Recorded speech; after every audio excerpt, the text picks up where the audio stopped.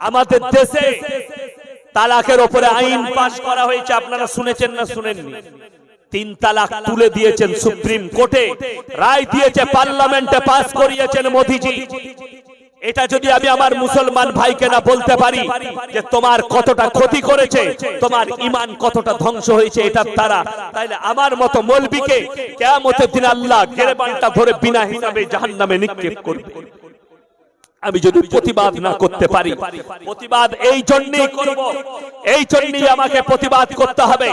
শুনে রেখে দেন, আমরা বলিনি, ভারতের মিডিয়ারা বলছে, ভারতের মিডিয়ারা প্রচার করেছে ইউরোপের দেশগুলোয়। কোথাকার বললাম বাবা? কোথার? ইউরোপের দেশগুলোয় বছরে 50,000 নাইট ক্লাবে, প্রত্যেকটা দেশে 50,000 করে খালি বউ পাল্টাপাল্টি করে। জোরে বলুন নাউজুবিল্লাহ। আপনারা ভালো, যারা শিক্ষিত আছে, রাজনীতিবিদ আছে, জ্ঞানী আছে, যাদের মনে হচ্ছে যে উনি কেন মোদিজির নাম নিলেন, তাদেরকে বলি আমার প্রয়োজন পড়তো না। তিনি হচ্ছেন আমাদের প্রধানমন্ত্রী, দেশের মাথার তাজ, কিন্তু তিনি কোরআনকে টার্গেট করেছেন, ইসলামকে টার্গেট করেছেন, আমার নবীজির আদর্শের উপরে টার্গেট করেছেন, মুসলমানদের বিশ্বাসের উপরে টার্গেট করেছেন। এই তালাক প্রথা উঠে যাওয়ার কারণে শুনে নেন এখন কি বিপদ আসবে, শুনে নেন। বউ পাল্টা পাল্টি করছে আমাদের দেশে। আপনি আপনার মেদিনীপুরে খোঁজ নেবেন, যারা বিভিন্ন এলাকা থেকে এসেছেন, আমি খালি ক্লু দিয়ে যাচ্ছি, আপনি আপনার এলাকায় খোঁজ নেবেন। অনেক ছেলেরা লোকের বউকে নিয়ে পালিয়ে এসে ঘর করছে। ঠিক বলছি না? মৌলবীদিকে জানাইনি, ইমামকে জানাইনি, লোকের বউ নিয়ে পালিয়ে এসে ঘর করছে। কেউ কোনো কথা বলে না। আমাদের দেশে আল্লাহর কসম করে বলছি, কাল থেকে যদি মোদিজি পার্লামেন্টে পাস করিয়ে কোরআনের আইন চালু করে, আল্লাহর কসম, ধর্ষণ পাবে না, মেয়েদের বেইজ্জতি পাবে না, নারীদের ইজ্জতের হানি হবে না, একটা মেয়ে ধর্ষিত হবে না। আজকে কষ্ট লাগে, মোদিজি পার্লামেন্টে ভাষণ দিচ্ছিলেন, দাঁড়িয়ে 15 আগস্টের দিনে তিনি 1 মাস আগে এলান করেছিলেন হর ঘর মে তিরঙ্গা, মুসলমানরা তিরঙ্গা লাগিয়েছে, ক্লাবে তিরঙ্গা লেগেছে। বড় বড় মাদ্রাসাগুলোয় পাঁশকুড়া থেকে শুরু করে মেদিনীপুর থেকে শুরু করে ভারতের প্রত্যেকটা মাদ্রাসায় তিরঙ্গা লেগেছে। লেগেছে না লাগেনি? তিরঙ্গা উড়েছে। পার্লামেন্টে লাল কেল্লায় দাঁড়িয়ে তিনি ভাষণ দিচ্ছেন, हमारे देश के बेटी सुरक्षित है, हमारे देश के औरत सुरक्षित है। और मोदी जी उसी वक्त 11 बलात्कारों को छोड़ा जा रहा है गुजरात में। একটা মেয়েকে গুজরাটে 2002 দাঙ্গায় 11 জন মিলে 5 মাসের আত্মহত্যা মেয়েকে ধর্ষণ করেছে, তার পরিবারের উপরে হত্যাকাণ্ড চালিয়েছে, তাদেরকে মুক্তি দেওয়া হচ্ছে। যে দেশে ধর্ষণকারীরা ছাড় পেয়ে যায়, আমার ভাই আপনারা লক্ষ্য করবেন, আমি আপনাদের কাছে জ্ঞান আপনাদেরকে দিতে আসিনি, আমি আল্লাহর কসম ইসলাম বুঝাতে এসেছি, দিন বুঝাতে এসেছি। আজকে লোকের বউকে নিয়ে ঘর করছে, কিন্তু সে এতটুকু মনে করে না যে আমি যে লোকের বউ নিয়ে পালিয়ে এসেছি তার স্বামী তাকে তালাক দেয়নি। আমার উচিত ছিল এই হুজুরের কাছে গিয়ে মসজিদে, মোল্লা সাহেব আমি একটা মেয়েকে নিয়ে পালিয়ে এসেছি, মোল্লা সাহেব জিজ্ঞেস করতো তুমি যে নিকাহ করবে তাকে, আমি যে বিয়ে পড়াবো, তার স্বামী কি তালাক দিয়েছে? যদি বলেন জানি না, তার স্বামী তালাক দেয়নি, তাহলে এই মৌলবি তোমাকে বলতো 100টা মৌলবি নিকাহ পড়ালে হারাম হবে, অবৈধ সন্তান হবে, তোমার সঙ্গে যতদিন থাকবে হারাম সম্পর্ক হবে, লেখে নিয়ে যাও। তার স্বামী, প্রথম স্বামী, তাকে তালাক দেবে, 4 মাস 10 দিন ইদ্দত পালন করবে, তারপরে তুমি নিকাহ করতে পাবে। যদি কোনো মেয়ে মনে করে আমার স্বামীর সঙ্গে আমার মনোমিলন হচ্ছে না, তখন তোমাকে ইমারতে শরিয়া থেকে মুফতিদের কাছে গিয়ে সেখান থেকে চিঠি যাবে, 3টে চিঠি 3 মাসে যাবে, যদি উত্তর না দেয় তখন একটা শরীয়ত সম্মত খোলা তালাক হয়। সেই খোলা তালাকের পরেও তোমাকে 4 মাস 10 দিন ইদ্দত পালন করে তারপরে নিকাহ করতে হবে। জোরে বলুন সুবহানাল্লাহ। আর মোদিজি বললেন এটা কি তুলে দাও, যে যার পারবি বউকে নিয়ে ঘর কর। জোরে বলুন নাউজুবিল্লাহ। কষ্ট তো এক জায়গায়। मोदी जी बोले मुसलमान बेटियों के लिए, माँ के लिए हमारे दिल में दर्द है, ये मुसलमान लोग तलाक देते हैं और अपना बीबी के ऊपर अत्याचार करते हैं। मोदी जी पहले अपने बीबी को तो घर पे लाओ। ए मोदी जी बউ ঘরে আছে, কথা বলেন না কেন, ভয় লাগছে? আমি স্টেজে বুক ফুলিয়ে বলছি, তিনার বউ ঘরে নেই, নিজের বিবিকে যে অধিকার দিতে পারেনি, সে বলছে লোকের বউয়ের অধিকার পাইয়ে দেবো। এটা হচ্ছে দুঃখের বিষয়। আমি সম্মান করি মোদিজি, আমি সেদিনে সিদ্ধাই বলে গেছি মোদি হচ্ছে আল্লাহর রহমত আপনাদের জন্য। কি বললাম? এ কথা বলেন, কি কি বললাম? আল্লাহর রহমত। যদি বলেন হুজুর কি কথা বলছেন, বাস্তব বলছি। এই জন্য আল্লাহর রহমত আল্লাহ তাআলা কোরআনে বলেছেন, মুমিন ব্যক্তি যখন দিন থেকে সরে যাবে, মুসলমানরা আমার নবীজির আদর্শ থেকে সরে যাবে, আমি তাদের কাছে জালিম বাদশা পাঠিয়ে, অত্যাচারী বাদশা পাঠিয়ে বদলা দেব।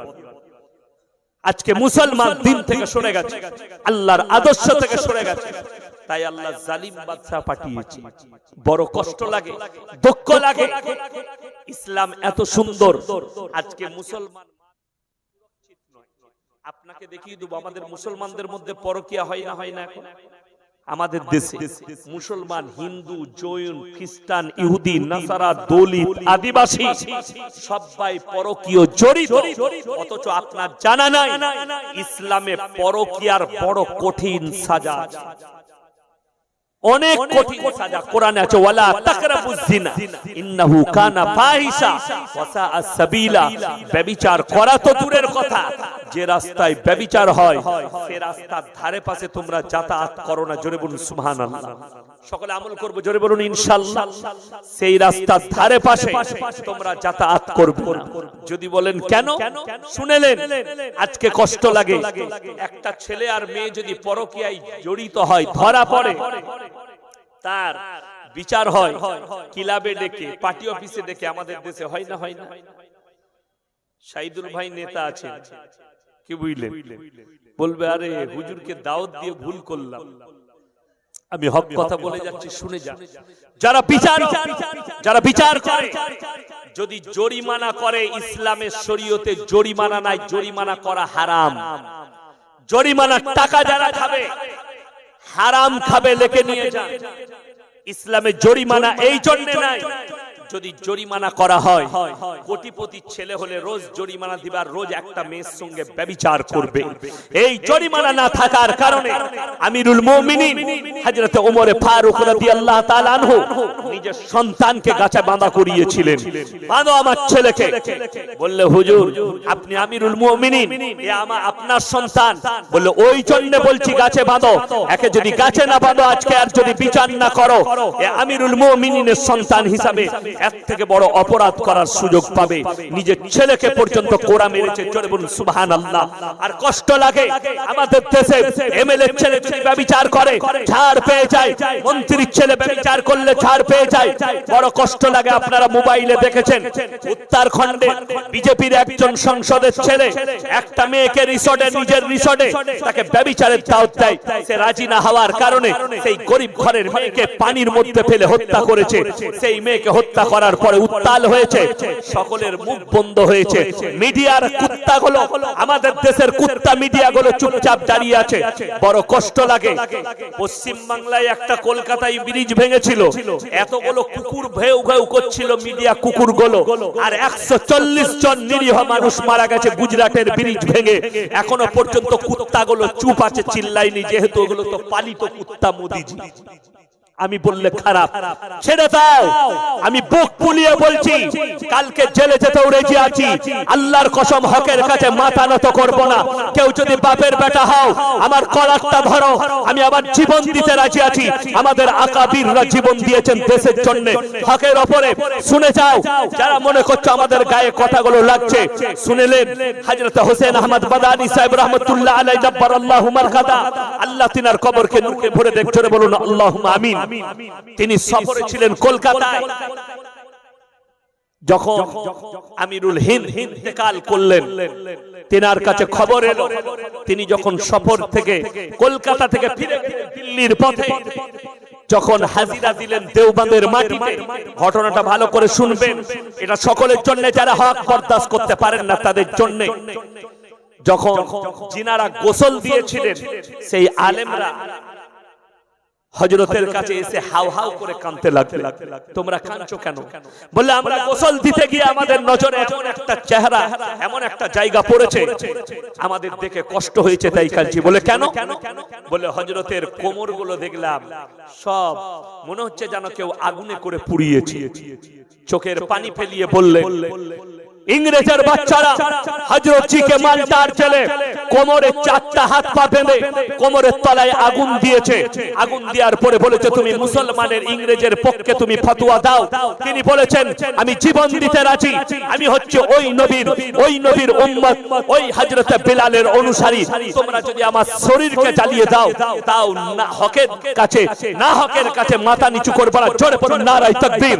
আমার ভাই, ইসলাম বলেছে হকের কাছে যারা মাথা নিচু করবে তারা কখনো জান্নাতের উত্তর অধিকারী হতে পারবে না, তারা কখনো মুমিন হতে পারবে না। আমিরুল মুমিনিন দেশ চালিয়েছে আমি বলিনি। আমাদের দেশে পার্লামেন্টে দাঁড়িয়ে দিল্লির মুখ্যমন্ত্রী অরবিন্দ কেজরিওয়াল বলেছিলেন ভারতের যতগুলো নেতা মন্ত্রী আছে এরা যদি হযরত উমরের মতো জীবন যাপন করে এই ভারতে গরিব আর গরিব থাকবে না। জোরে বলুন সুবহানাল্লাহ। কেন জানেন? হযরত উমরের একটা জীবনী শুনেলেন বুঝতে পারবেন নেতা কাকে বলে, মন্ত্রী কাকে বলে, দেশ চালক কাকে বলে বুঝতে পারবেন। মোদিজি চোর না হযরত উমর চোর? আমার দেশের নেতারা চোর না হযরত উমর চোর ছিলেন? হযরত আমিরুল মুমিনিন উমরে ফারুক রাদিয়াল্লাহু তাআলা আনহু একটা আখলাক শুনেলেন। মিশরের গভর্নর সফর করেছেন, আরবের মাটিতে এলেন আর বললেন আমি আরবের মাটিতে আরবের গভর্নর উমরের সঙ্গে মুলাকাত করতে চাই।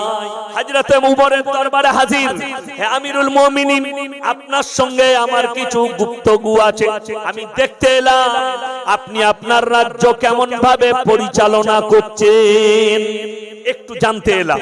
হযরত উমর বললেন আমি ওটা মুখে করে বর্ণনা করব না, জবানের দ্বারা বলবো না, তুমি আমার বাড়িতে একবেলা দাওয়াত খাও, বুঝতে পেরে যাবে। জোরে বলুন সুবহানাল্লাহ।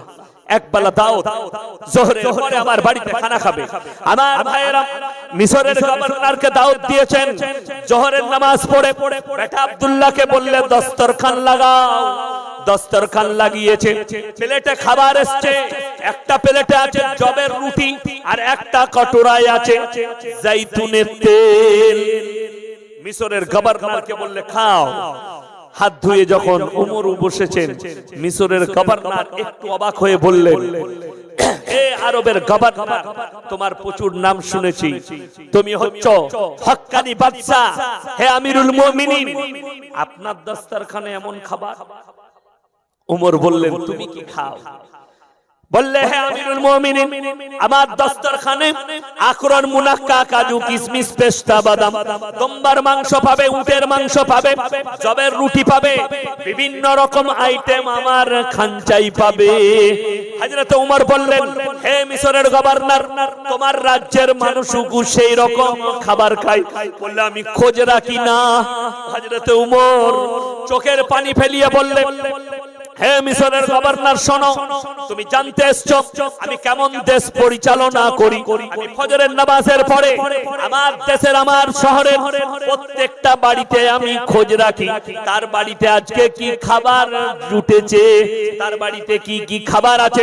আজকের দিনে আমার যতগুলো টাউনে এই মক্কা নগরীতে প্রত্যেকটা বাড়িতে, বেশিরভাগ বাড়িতে জবের রুটি আর জাইতুনের তেল। তাই আমি কেমন করে ভালো মন্দ খেতে পারি, আমার প্রজারা জবের রুটি আর তেল খাবে। জোরে বলুন সুবহানাল্লাহ। আমার প্রজারা যদি রুটি আর জাইতুনের তেল খায় তাহলে আমি কেমন করে ভালো মন্দ খেতে পারি, আল্লাহর কাছে কি করে হিসেব দেব? মিশরের গভর্নর বলল আল্লাহর কসম করে বলছি হে আমিরুল মুমিনিন আপনি আমার চোখ খুলে দিলেন, আজ থেকে আমি আপনার পথে অনুসারী হয়ে চলবো। জোরে বলুন সুবহানাল্লাহ। আমার ভাই তাই নয়, আরো একটু আগে চলুন। হযরত আমিরুল মুমিনিন উমরে ফারুক রাদিয়াল্লাহু তাআলা বাইতুল মাল থেকে বেতন পেতে, বেতন এখন তো অনেকজন ফতোয়া দিচ্ছে মাদ্রাসায় পড়িয়ে বেতন নিয়ে যাবে, অনেকজন ফতোয়াবাজি করছে জলসা করে পয়সা নিয়ে যাবে, অনেকজন ফতোয়াবাজি করছে তারাবি পড়িয়ে পয়সা নিয়ে যাবে। ফতোয়া তোমার জায়গায় ঠিক আছে, কিন্তু তুমি কি ফতোয়ার জায়গায় ঠিক আছো? এটা ভাবতে হবে। ফতোয়া ফতোয়ার জায়গায় ঠিক আছে, তুমি কি ফতোয়ার জায়গায়? আমাকে একজন প্রশ্ন করেছে, আমি দেওবন্দ থেকে ফতোয়া এনেছি, তারাবি পড়িয়ে পয়সা লিয়া যাবেন না। আমি বললাম বে ওই ফতোয়াটা দেওবন্দের জন্য, আমার দেশের জন্য লয়। অনেকজন বলবেন কেন, দেওবন্দ তো ভারতে। তার উত্তর আমার কাছে আছে, শুনে। আমাদের দেশে এখানে হাত তুলেন কে ডাক্তার আছেন, 70,000 টাকা বেতন পান, তার ছেলে মৌলবি হয়েছে, হাত তুলেন একজন। একজন প্রফেসর মাস্টার হাই স্কুলের টিচার, তার ছেলে মৌলবি হয়েছে, ফ্রিতে মাদ্রাসায় পড়াচ্ছে, হাত তুলেন তাড়াতাড়ি, হাত তুলে। কেউ আছেন? নেই।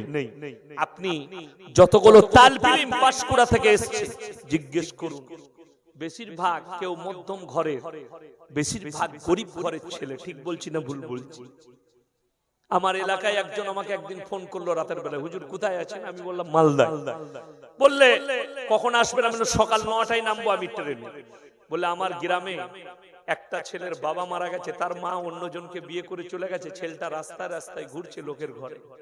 আমি বললাম নিয়ে আয় আমার মাদ্রাসায়, আমি মানুষ করব, নিয়ে এসো। সেই ছেলেটা যখন মৌলবি হবে, সেই ছেলেটা যখন হাফিজে কোরআন হবে, সে যদি বলে আমি ফ্রি পয়সায় তারাবি শোনাবো, তাহলে বইয়ের ব্লাউজ বেচে সংসার চালাতে হবে তো।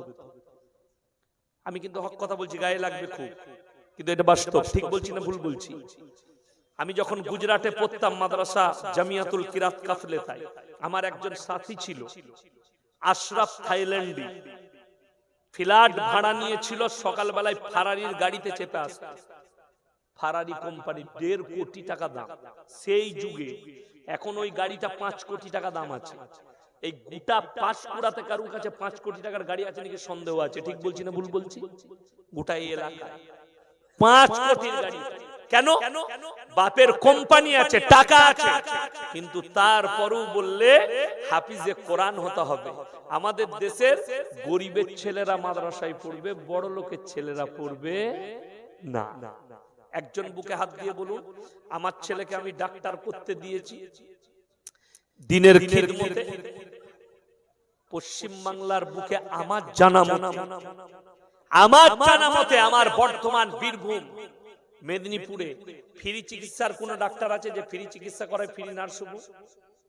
কথা বলে।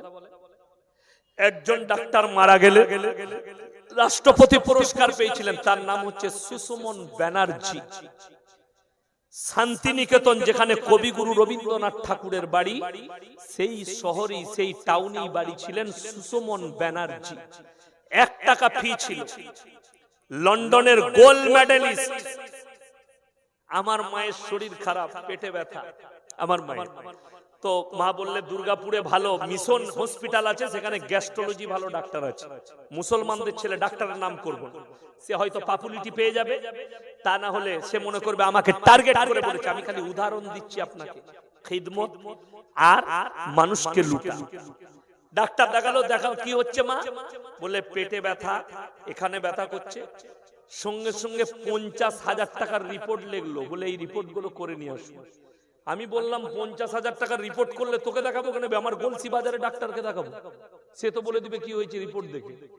বুঝতে পেরেছেন না পারেননি?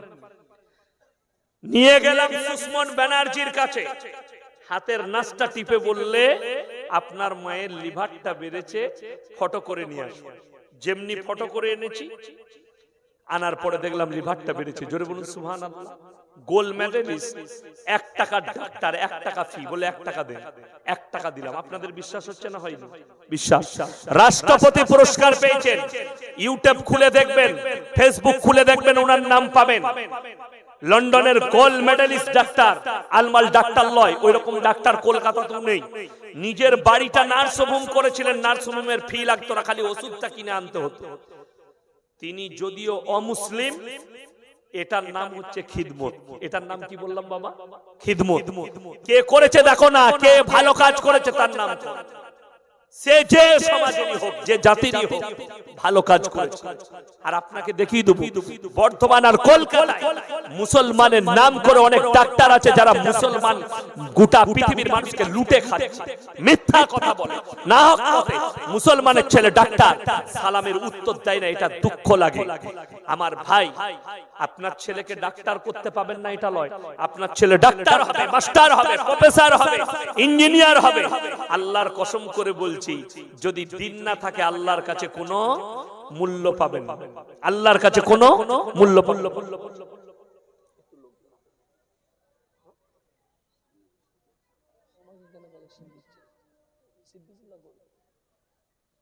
আমার ভাই, সকল ভাই নিয়ত করেন আমরা আমাদের ছেলেদিকে দিনের উপরে প্রতিষ্ঠিত করব। জোরে বলুন ইনশাআল্লাহ, এই জোরে বলুন ইনশাআল্লাহ।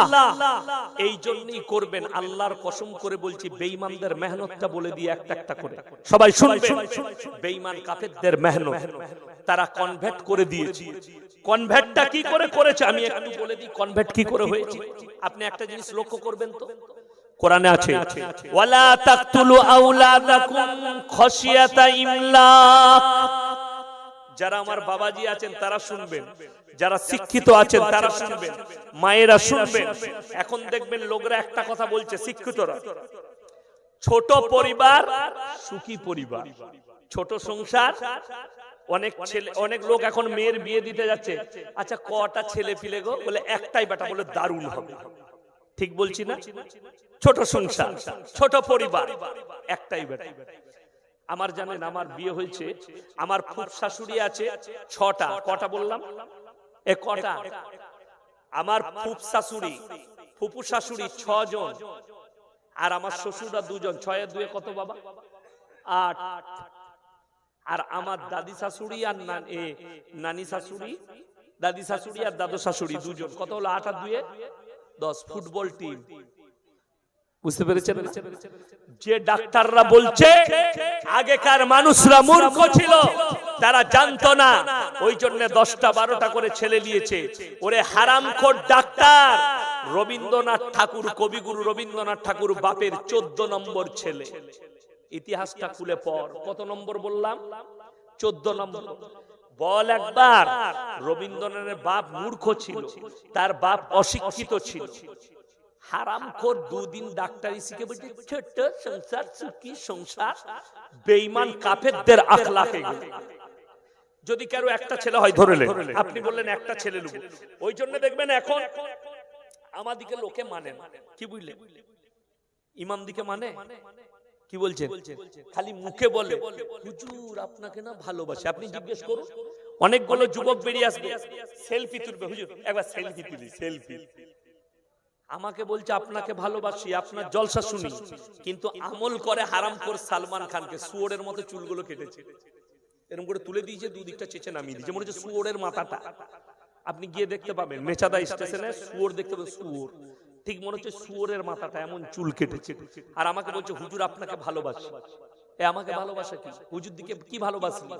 আমাদিকে ভালোবাসলে নবীর সুন্নাত তরিকায় চলতে, আমাদের মতো পোশাক হতো, আমাদের মতো দাড়ি রাখতে। তুমি দাড়ি রাখতে পারলে তুমি হারামখোরদের পোশাক অনুসরণ করছো, আর তুমি বলছো উলামা তোমাদিকে ভালোবাসে।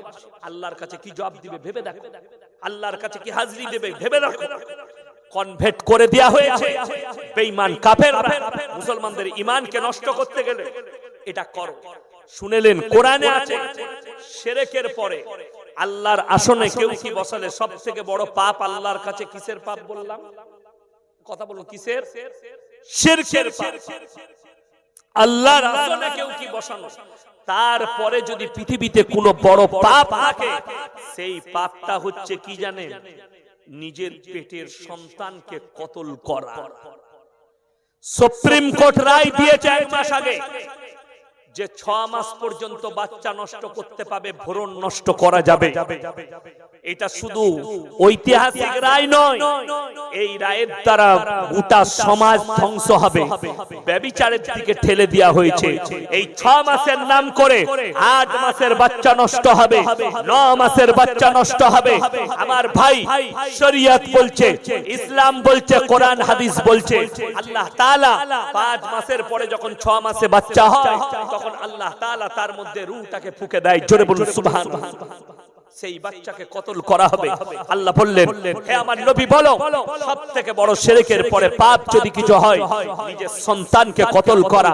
যারা দরিদ্রতার ভয়ে, যারা খাওয়ানোর ভয়ে, মানুষ করার ভয়ে, যারা নিজেদের আওলাদকে কতল করে, এরা কখনো মুমিন হতে পারে না।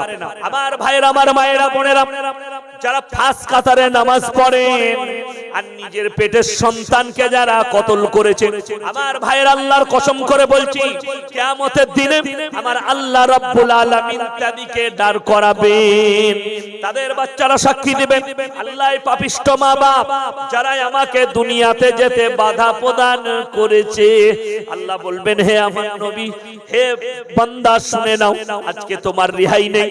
আপনি ফাঁস কাতারের নামাজি কিন্তু নিজের আওলাদকে কতল করেছেন, সেদিনে আপনাকে জাহান্নামের উত্তর অধিকারী হতে হবে, জান্নাতের খুশবু পাবেন না। তাই বেঈমান কাফেরদের কথা মানবেন না। যারা বলছে ছোট সংসার, সুখী সংসার, তারা বেঈমান আর কাফের, আপনার ঈমানকে চুরি করছে। আল্লাহর কসম করে বলছি, আল্লাহ ওয়াদা করলেন, হে আমার নবী বলো, পৃথিবীতে যারা যায় সবাই নিজের রুজি মেপে যায়। যাদের বিশ্বাস নেই তারা একবার দীঘা যাবেন, সমুদ্রের কিনারায়। পৃথিবীর বিশেষজ্ঞরা বলছেন 3 ভাগ প্রাণী সমুদ্রের তলে আর 1 ভাগ স্থলে। 3 ভাগ প্রাণীর মধ্যে সবথেকে বড় সমুদ্রের প্রাণী, তার নাম হচ্ছে তিমি মাছ। একদিনে 100 কুইন্টাল খাবার খাই আমি, আল্লাহ রুজি দান করি। একটা জঙ্গলের হাতি একদিনে 10 টন 10 কুইন্টাল খাবার খাই, 1 টন আমি আল্লাহ রুজি দান করি। গোটা পৃথিবীর যতগুলো কীট পতঙ্গ, মানুষ বলো, যতগুলো জানদার আছে, সকলের রুজির মালিক হচ্ছি আমি আল্লাহ। জোরে বলুন সুবহানাল্লাহ। সবাই যারা রুজির মালিক আল্লাহকে ভাবে।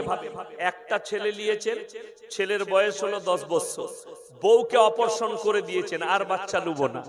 যেমনি বউ অপারেশন হয়ে গেল, 10 বছর পরে ছেলেটা মারা গেল, আপনাকে পাড়ার লোক 2 দিন পরে 8 কুড়ো বলে ডাকবে, আর ছেলে হবে না। আপনাদের দেশে কি বলে? আমাদের দেশে 8 কুড়ো বলে, 8 কুড়োই বলে। 8 কুড়ো বলবে, পানি দিবার লোক থাকবে না। যেমন আমাদের দেশে বলে, মৌলবীরা কিছু জানে না বে, বিয়ে হয় আর খালি বাচ্চা নিয়ে যায়। আমাদের ফ্যাক্টরি আছে বাচ্চা লুকো। আল্লাহকে ভয় করি বলে আমাদের বাচ্চা হয়, আল্লাহকে ভয় করি বলে আমাদের 5টা বেটা 5টা বিটি হয়। তোদের ভয় নাই। দেখবে ভাই, মা বলছে বেটা মেয়ে দেখবো, বলছে দাঁড়াও চাকরিটা পাই। 37 বছরে চাকরি পেয়েছে। মা বললে এরপরে মেয়ে দেখি, বললে দাঁড়িয়ে যাও, আগে প্রতিষ্ঠিত হয়ে যাই। 40-39 বছর বয়স, মাকে বলছে মেয়ে দেখো। 40 বছরে বিয়ে হলো, 42 বছরে একটা বিটি হয়েছে, না হলে বেটা দিয়ে। 45 বছর বয়স, আমার সঙ্গে দেখা হয়েছে মেচাদা বাজার। আসসালামু আলাইকুম, ভালো আছেন? আলহামদুলিল্লাহ। কটা ছেলে পিলে হলো ভাই? হুজুর একটাই ছেলে নিয়েছি, ইঞ্জিনিয়ার করব, ডাক্তার করব। হ্যাঁ বে, 45-এর পরে তুই লিলু তো আর হবে না, গোডাউনে মাল থাকবে না। বুঝতে পেরেছেন না পারেননি? 45-এর পর তো গোডাউন খালি। মজা পাবি তো উপযুক্ত বয়সে। এই যুবকটিকে বলে যায়, উপযুক্ত বয়সে নিকাহ করো। প্রত্যেকটা নবীর সুন্নত হচ্ছে উপযুক্ত বয়সে বিবাহ করা। এটা সমস্ত নবীর সুন্নত। উপযুক্ত বয়সে বিবাহ করো, বিয়ের মজা পাবে, বিয়ের মজা। আমি যখন লখনৌ ইরফানিয়ায় কিরাত পড়ছিলাম, আমার মা ফোন করে বললে বিয়ে ঠিক করছি ফুপুর মেয়ের সাথে। আমি বললাম রেডি করো, কোনো অসুবিধা নেই। বুঝলেন? ফারেক হয়ে এসে আমি বিয়ে করলাম।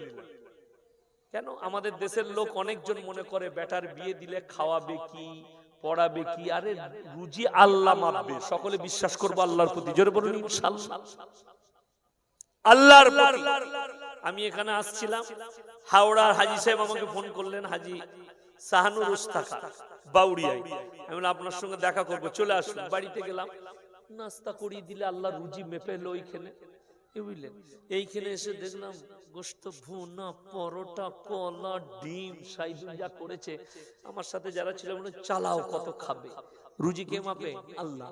তার একটা দলিল শুনে যান, মেদিনীপুরের মানুষ দিকে বলে যায়, কবে মরে যাব জানি না। আমার বাপের 40 বার জানাজা হয়ে গেছে, জানেন আপনারা? জানেন না? অনেকবার। আমি একবার মেদিনীপুরে জলসা করছি, আব্বাজান মুর্শিদাবাদ। আমাকে একজন ফোন করে বলছে শওকত অ্যাক্সিডেন্ট হয়ে মরে গেছে। আমি যা, চলে গেল আমার বাপটা। আর আমার বাপকে ফোন করে বলছে তোমার ছেলে হাই রোডে অ্যাক্সিডেন্ট করেছে। কি বুঝলেন? আমার বাপ আমাকে ফোন লাগাইছে, ঢুকছে না, আমি আমার আব্বাকে লাগিয়েছি। তুলে বললে, আমি বললাম কোথায় আছে? বলে কান্দি পার হচ্ছে। তুই কোথায়? বলে ডানকুনি পেরিয়েছি। আমি বললাম আপনার কাছে ফোন এসেছিল? বলে তোর কাছে? এমন আমার কাছে। কি বুঝলেন? থানায় কেস করলাম, সকালবেলায় গিয়ে নম্বর ট্র্যাক করলো বড়বাবু, ধরা পড়লো একজন মৌলবি। ইউটিউবাররা কেউ ছাড়বেন না এই কথাটা, আমাদের গায়ে থুকটা পড়বে, দুঃখের বিষয়। বলে কেন? হিংসা। আমি বড়বাবুকে বললাম কেসটা দেবে দেন, কেউ যেন না জানতে পারে। কি বুঝলেন? আজকে এটাই কষ্টে, এটাই দুঃখের। কোরআন একটা, নবী একটা, রাসূল একটা, আল্লাহ একটা, কিন্তু বিভাজনে বেটে গেছে মানুষ। আপনাদের আমাদের দেশে শুনেলেন হড়হড়ে, লল্লড়ে, তালতলা, বেলতলা, খেজুতলা, দেওবন্দি, বেরেলি, ফুরপুরা, অমুক তমুক, ফটুক, শেষ নাই দলে। ঠিক বলছি না ভুল বলছি? আর যত মারামারি মসজিদে আর স্টেজে। আচ্ছা, এখানে হাজী সাহেব কে কে আছেন? হাত তুলেন। তারা পানি দেন। হাজী সাহেব কে কে আছেন? হাত তুলেন। উমরা করে এইছেন, এমনি হজ করে এসেছেন, হাত তুলেন। কেউ নাই? কই কই? ভালো করে, মাশাআল্লাহ। উনাকে জিজ্ঞেস করুন, মক্কায় শুনেলেন, মক্কা মদিনায় কেউ এইখানে হাত বাঁধছে, কেউ নিচে, কেউ বাঁধে নাই, কেউ টুপি পড়েছে, কেউ পড়ে নাই, কেউ দোয়া করছে, কেউ করে নাই। ওখানে মারামারি হয়েছিল, বা মারামারি হইল মক্কায় লাঠি নিয়ে মারামারি। ওইখানে যদি গিয়ে বলো না हम सुन्नी हैं, हम देवबंदी है, तुम्हारा पाचा फटाएगा। बोले निकलो साला यहाँ से, वो जाके हिंदुस्तान में करना, इधर नहीं चलेगा। इधर नमाज पढ़ो, अल्लाह को पुकारो। যত ঝামেলা ওইখানে করগা, ঘরে গিয়ে যত ফতোয়া আমাদের কাছে, অমুক কাফের, তমুক জাহান্নামী, অমুক। তোকে কে দিলে বে ভাগ? শুনে এলুম জাহান্নাম জান্নাতটা আল্লাহর হাতে। ई स्टेजे जब मुझे फलाने जन्नत में, ये जन्नत में जाएंगे, ये जहन्नम में नहीं जाएगा। बे गलाटा ठीक कर और बोलाटा ठीक कर। इल्म काला बुनियाद। और बुखारी शरीफের হাদিস, বুখারী শরীফের রিওয়ায়েতে আছে, একটা নোংরা জঘন্য মেয়ে তার পায়ের মুজাটা খুলে উন্নায় বেঁধে কুয়ো থেকে পানি তুলে একটা বিড়ালকে পানি পান করিয়েছে, আল্লাহ তাকে জান্নাত দিয়েছে। জোরে বলুন সুবহানাল্লাহ। আর একটা নামাজি মুসল্লি দিনদার মেয়ে অন্যায় ভাবে একটা কুকুরকে হত্যা করেছে, আল্লাহ তাকে জাহান্নামে দিয়েছে। তাহলে কি বুঝলেন এখান থেকে? জাহান্নাম জান্নাত কার হাতে? আল্লাহর হাতে। তুমি বলতে পাবে কি এই কাজ করলে তুমি জান্নাতে যাবে? আমার আল্লাহ বলেছেন, নবীজি বলেছেন, এই কাজ করলে তোমাকে জাহান্নামে যেতে হবে। তুমি বলতে পাবে এগুলো, বাকি ঝামেলা ঝঞ্ঝট করো না, বড় বিপদ। আজকে মুসলমান আপনাদেরকে যদি একটা লাঠি দিই, অনেকজন ভেঙে দিবে না? দিবে না? কথা বলেন না কেন? আমাকে একটা লাঠি দেন, এখনই ভেঙে দিচ্ছি। 10টা লাঠি দিলে ভাঙা যাবে? ভাঙা যাবে না। আমাদের দেশের হাল এরকম। ওই জন্য মুসলমান মার খাচ্ছে, একটা না, দিনের উপরে মেহনত না। কই আপনার সমাজে নামাজি কই? কোরআনে আমল করেছেন আপনি? বললেন না, আমল করিনি। আপনি খালি এর বিরুদ্ধে ওর বিরুদ্ধে বলছেন। কোরআনকে জিজ্ঞেস করুন, কোরআন কি বলছে? নবীজির আদর্শ কি বলছে? ইয়া আইয়ুহাল্লাযীনা আমানু কুলু আনফুসাকুম ওয়া আহলিকুম নারা। এটার উপরে কই আমল করলেন আপনি? আমার আল্লাহ তাআলা বললেন, হে মুমিন, হে ঈমানদার ব্যক্তিরা, তোমরা জাহান্নামের আগুন থেকে বাঁচো এবং তোমাদের আহলে বর্গকে বাঁচাও, তোমার পাড়া প্রতিবেশী, তোমার আত্মীয় স্বজন সকলকে বাঁচাও। আপনি বাড়ি থেকে নামাজে বেরিয়েছেন, মসজিদে ঢুকবেন, নামাজ বাড়ে, রাস্তায় চায়ের দোকানে আড্ডা মারছে, আপনি কবার বলেছেন এই না আজান হয়েছে, চ নামাজ পড়তে যাবি? আমাদের দেশের অনেক মুসল্লি আছে, ও সালাম ওদিকে বলবে, জাহান্নামে যাবে, আমি আমার নামাজ পড়বো। তুমি কখনো মুমিন হতে পারো না। তোমার দায়িত্ব, যে নামাজ পড়ে না, যে যুবক, যে মানুষ নামাজ পড়ে না, তোমার স্ত্রী যদি বেনামাজি হয় তাকে দাও 24 ঘন্টা। তোমার সন্তান যদি বেনামাজি হয় তাকে 24 ঘন্টা দাও। এটাই হচ্ছে আমার নবীজি সাল্লাল্লাহু আলাইহি সাল্লামের আদর্শ। তাদেরকে হালাল পথে নিয়ে এসো, হারাম থেকে বিরত রাখো। ওই জন্য সবাই আজ থেকে আল্লাহর উপরে বিশ্বাস করব। রুজির মালিক সকলে হাত তুলে বলুন কে? আরো জোরে বলুন কে? আরো জোরে বলুন কে? আল্লাহ। আপনি যদি এটা মাথায় রাখেন তো আল্লাহ তাআলা তিনটে কথার উপরে আপনারা আমল করবেন। কটা বললাম বাবা? এ কটা? তিনটে। কেন? আপনাদের মালেতে আল্লাহ বরকত দিবে। কিসে বরকত দিবে বললাম? এ কথা বলুন, কিসে? মালে বরকত দেবে। ওয়া আতিদাল কুরবা হাক্কাহু ওয়াল মিসকিন وابن السبيل ولا تبذر تبذيرا। হে আমার নবী বলো, সবথেকে প্রথমে মাল দিলে তোমরা তোমাদের কাছের গরিবের কাছে খরচ করবে। জোরে বলুন সুবহানাল্লাহ। দ্বিতীয় নম্বর ওয়াল ইয়াতামা ওয়াল মাসাকিন, তারপরে তুমি দেখবে এতিম মিসকিন কারা আছে। তৃতীয় নম্বর তারপরে তোমরা দেখবে তোমার গ্রামে মুসাফির কে। আজকে আপনাদের এখানে আমি কি, এই জোরে বলুন কি? মুসাফির। ঘরের মানুষ, পেহচানের মানুষ, কাছের মানুষ, আর আমি হচ্ছি মুসাফির। আমার ভাই, মুসাফিরের দোয়া আল্লাহ কবুল করেন না? করেন না? জোরে বলুন। আমি শুধু কালকে আমি মালদায় ছিলাম, আজকে এখানে, কালকে আর পরশু দুদিন আবার আমার মালদায় প্রোগ্রাম। আমি কালকে চলে যাব মালদা, দুদিন পর পর আছে। কালকেও আজিজুল ভাই আর আমি ছিলাম বাকরপুরে।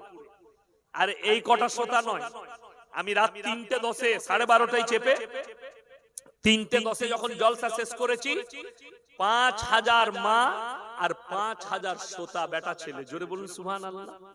ফজর পর্যন্ত 3:10 শেষ করেছি, 4:30 ট্রেন চেপেছি, আমার টিকিট ছিল।